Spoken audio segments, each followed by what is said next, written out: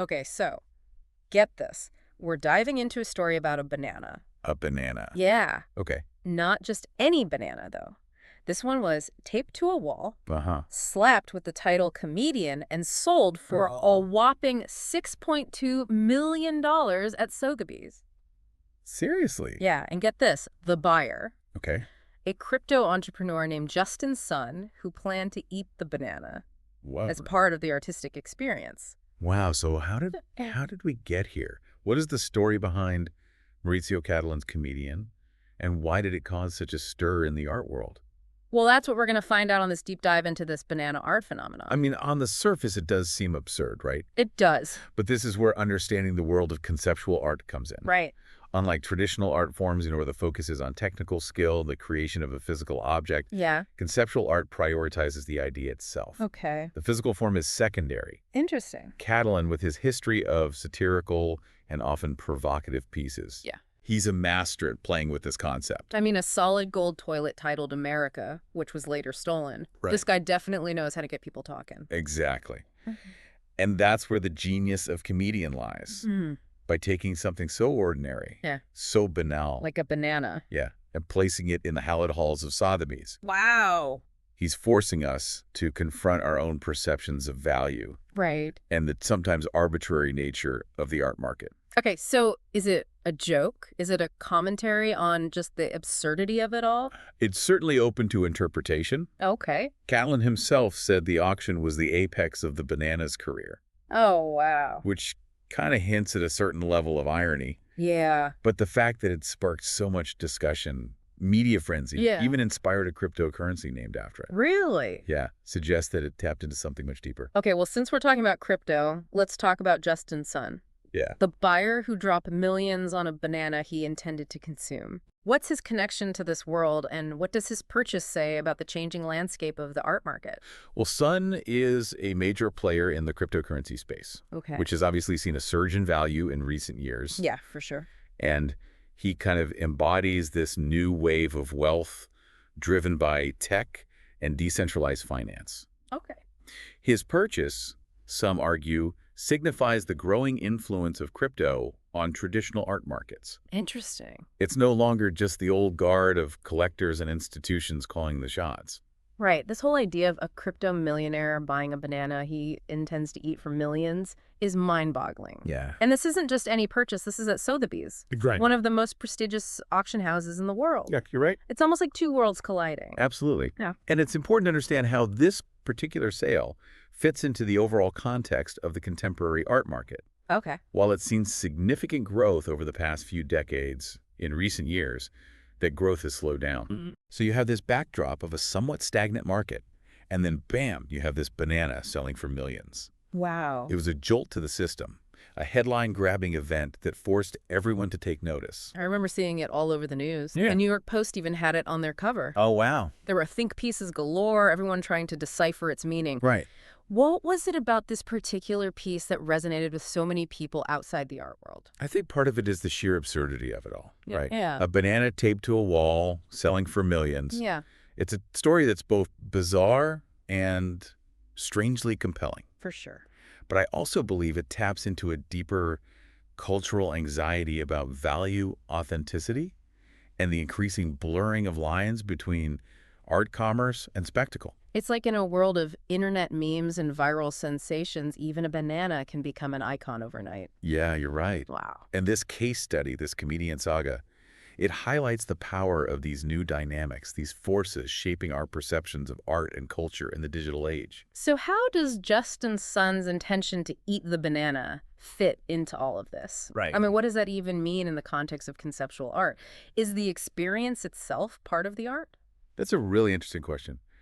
It brings up this concept of joy utility. Joy utility. Yeah, this idea that the experience of owning and interacting with art, the joy it brings, is part of its value. Okay. For Sun, perhaps consuming the banana, making it a truly ephemeral piece, was part of that. Huh. You know, he saw it as a cultural phenomenon, something that bridged art, internet memes, and the crypto community. That's quite a bridge to build. But while we're on the topic of bridges, it seems like this artwork inadvertently created one between the traditional art market and the world of crypto.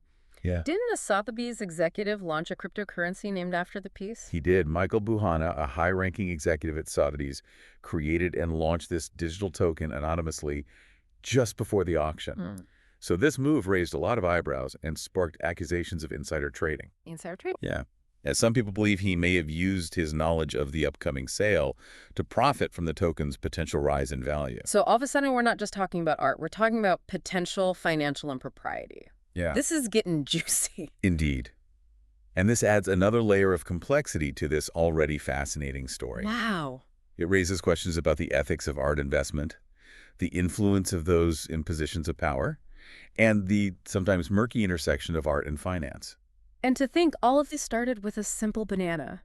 It's amazing how this one artwork has managed to unravel so many threads, touch upon so many different aspects of our culture and economy. Absolutely. And what's fascinating is that we've only just scratched the surface.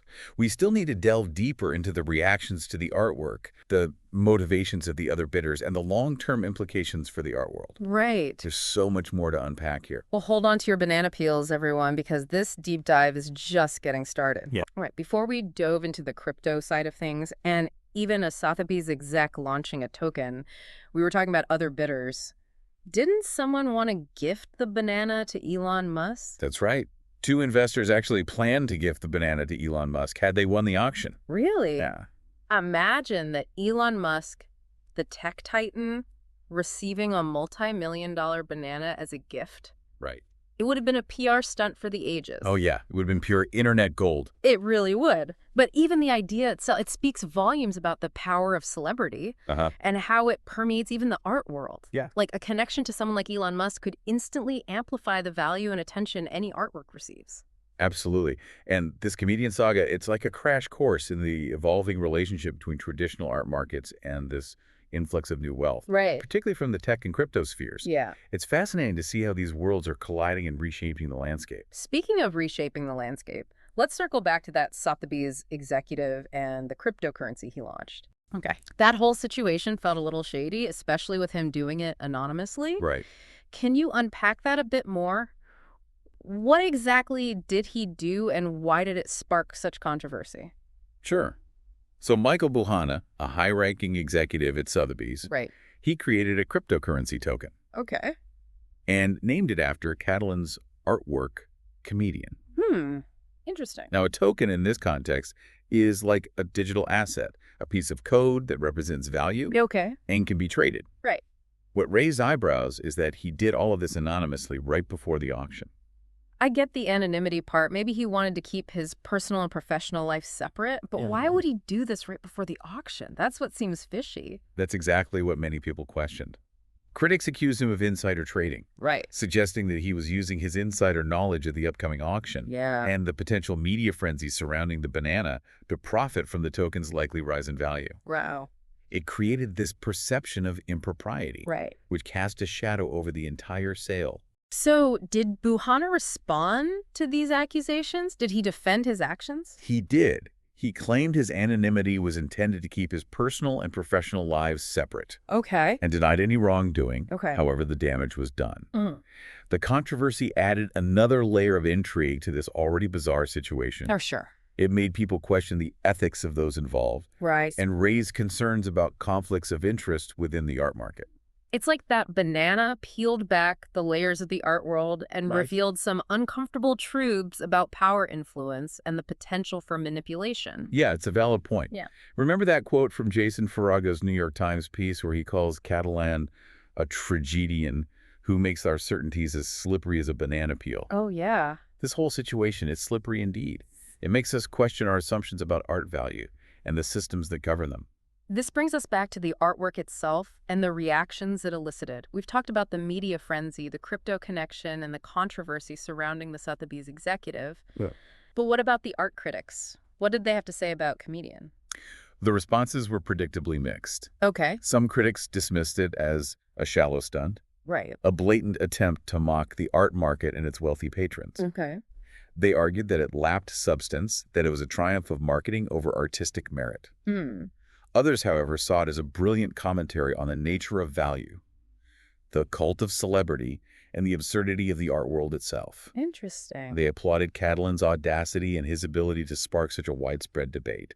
So it seems like Comedian served its purpose as a conceptual artwork. Uh-huh. It provoked strong reactions, challenged preconceived notions, Yeah. and forced people to engage in a dialogue about the meaning and value of art. Precisely. Yeah, And this speaks to the power of conceptual art. right. Its ability to transcend the physical object and engage with ideas, critique systems, and spark meaningful conversations. It's like that invisible sculpture that sold for over $15,000. Right. The art isn't in the object itself, but in the concept, the idea it represents. Exactly. And that idea can be worth millions, apparently. That's the beauty of it, isn't it?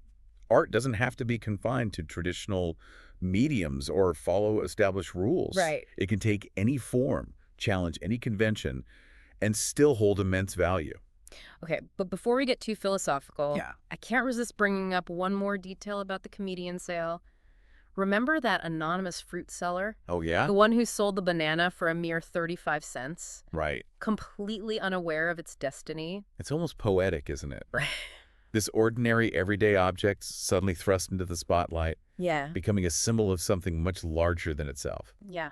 It's a reminder that art can be found in the most unexpected places. Mm. And that value is often a matter of perspective. I can only imagine the look on that fruit seller's face when he saw his 35-cent banana become a multi-million-dollar masterpiece. I'm sure he had a good chuckle about it. Yeah. Maybe even a slight pang of regret. Yeah. But his story adds a touch of humor and humility to this whole saga.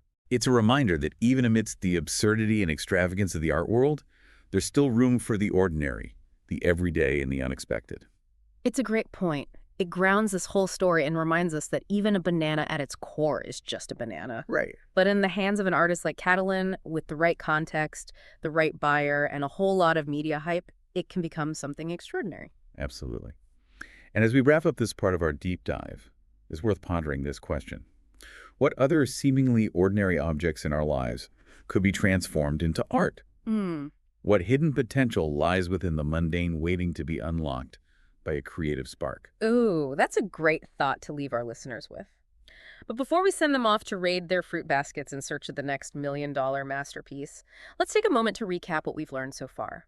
We've explored the world of conceptual art, delved into the influence of crypto wealth, uncovered a potential scandal involving a Sotheby's executive, and even pondered the philosophical implications of a banana taped to a wall. We've also seen how this simple act, this comedian artwork, has exposed the complexities of the art market, challenged our assumptions about value, and sparked a global conversation about the nature of art itself. It's been quite a journey, so we've peeled back all these layers of this banana art phenomenon and really explored all those cultural and financial forces at play. Right. But what can we really take away from all of this? Oh, I think it's a really powerful reminder that art has the ability to challenge our perceptions, Yeah. provoke strong reaction, and make us question the value we place on things, Right. even something as simple as a banana. Exactly.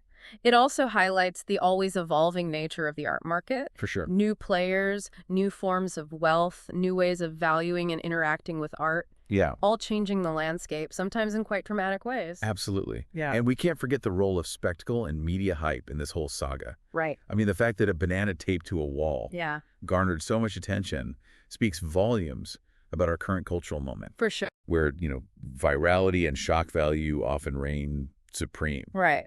But beyond the hype, I think there's a deeper message here about the power of ideas. Cattelan didn't create a technically masterful painting or sculpture. Right. He presented a concept, a gesture. And that's really what resonated with people, sparking debate, challenging conventions. Yeah, it's a testament to the enduring power of conceptual art. Yeah. To push boundaries, provoke thought, and engage with the complexities of our world. And it really does leave us with a lot to think about. What is art? What gives it value? Right. And what does it say about us as a society that a banana taped to a wall can sell for millions? These are questions that artists, critics, and collectors have been grappling with for centuries. Yeah. And as we've seen with comedian, there are no easy answers. Right. But that's part of what makes art so fascinating. It is. It challenges us to think critically, to question our assumptions, and to engage in a dialogue about the things that matter to us. And who knows what the next art world sensation will be? Maybe a potato glued to a ceiling? Oh, yes. A sock dangling from a chandelier. Right. The possibilities are endless. They are. And that's the beauty of it all. Art has the power to surprise us, challenge us, and make us see the world in new and unexpected ways. Well said. So as we wrap up this deep dive on the comedian banana art phenomenon, I want to leave you with this thought. Okay. What seemingly ordinary object in your life could be transformed into art? What story could you tell with it, and what would it be worth? Right. Keep those creative juices flowing. Yeah. And who knows, you might just spark the next art world phenomenon. Until next time. Thanks for joining us. Yeah, thanks for listening.